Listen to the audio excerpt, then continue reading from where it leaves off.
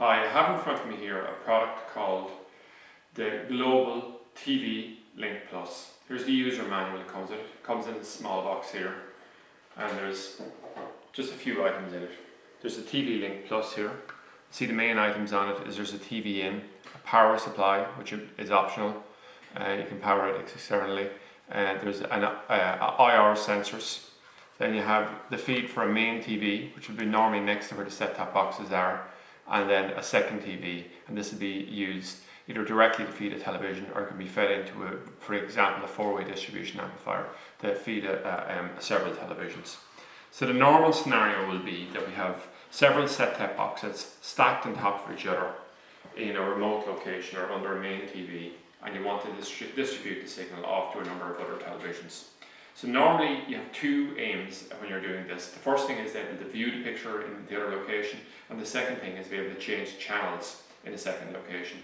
So if we come along and we'll say it's a number of sky boxes, you can use something like the Global SPC4, and it lets you to remotely control each of the different boxes independently.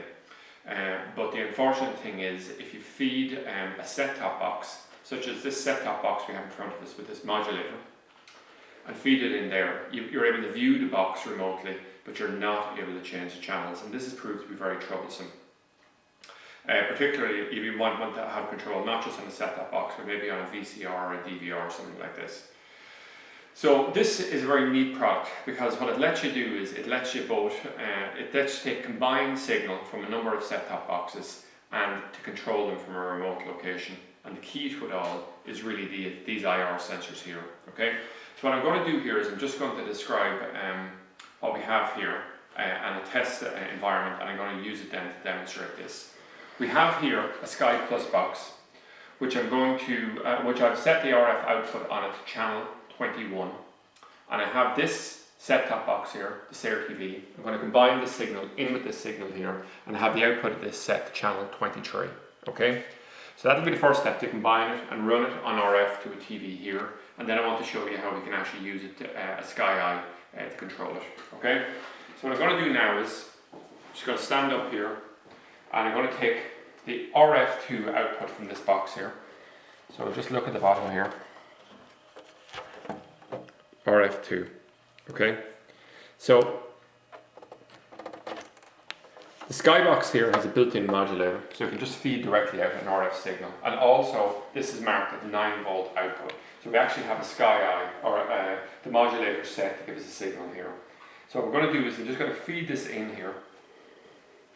And when I do, so TV in, I just want to take a note of the LED here as well. So I'm just going to feed this in, and you'll immediately note the LED comes on. So this unit is powered now from this Skybox. So we don't actually need a power unit at this point, because it's capable of working just off the power that's coming from the Skybox. Okay? So what I'm going to do at this point is, I'm going to take a second cable. I'm going to take the output from this modulator, which is coming from this terrestrial SARE TV box. This is the TV output here, the RF on it, and I'm just going to feed this over into the antenna in. Okay, aerial in, right? So now what we've done is, and it's important to get a concept of this, we have an output going to the output cable here from the Skybox, which is set at channel 21, an output from the SARE TV box through the modulator, set at channel 23, and finally now what we want to do is take the combined output from these two and feed it over to a TV. So we have two choices here. We have the main TV and we have the second TV. So the second TV is the one we want to use because it's capable of supporting a Sky Eye. So I'm just going to demonstrate this quickly. If we come along and connect this into the main TV and we look at our LED on this, it's turned off. It's a passive output on it. But if we come along and put it into the second TV, it's actually taking the power off this, and we can see the LED light is on. Okay? So what I'm going to do here is I'm simply going to take this signal here, just going to run it over here, and we'll run it into the back of this TV. We can see there's an RF input on it. Okay?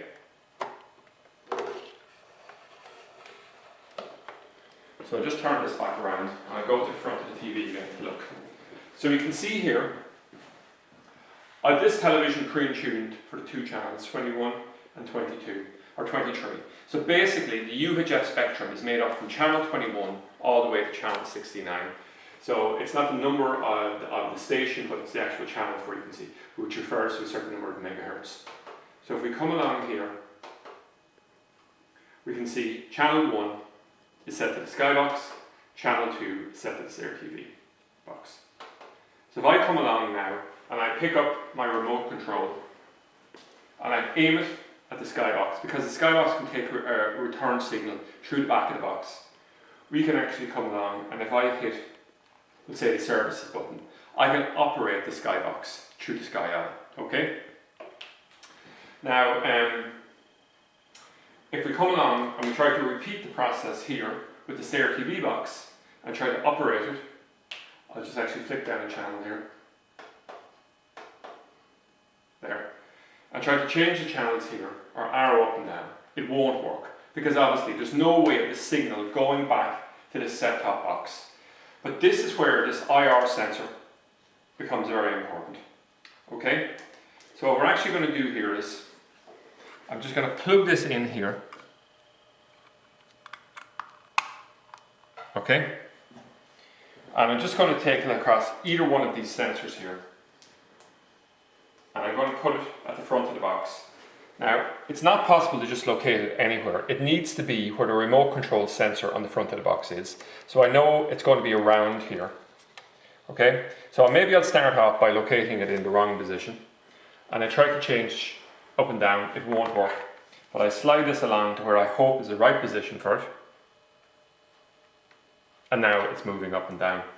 So now if we were in a remote location, even though the two boxes are in another room or in an attic, we can, through a single Sky Eye, remotely control both the CRTV box, just working with an ordinary modulator, or the Skybox itself.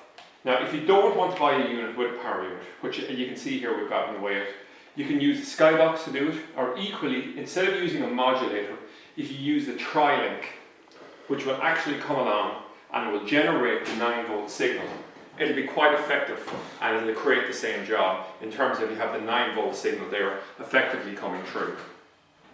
So that's it anyway, an overview of the TvLink Plus. So it's a very, very useful product. I think it has a big place in the market. It's very competitively priced, much cheaper than I thought it would be, much cheaper for example than the SBC4.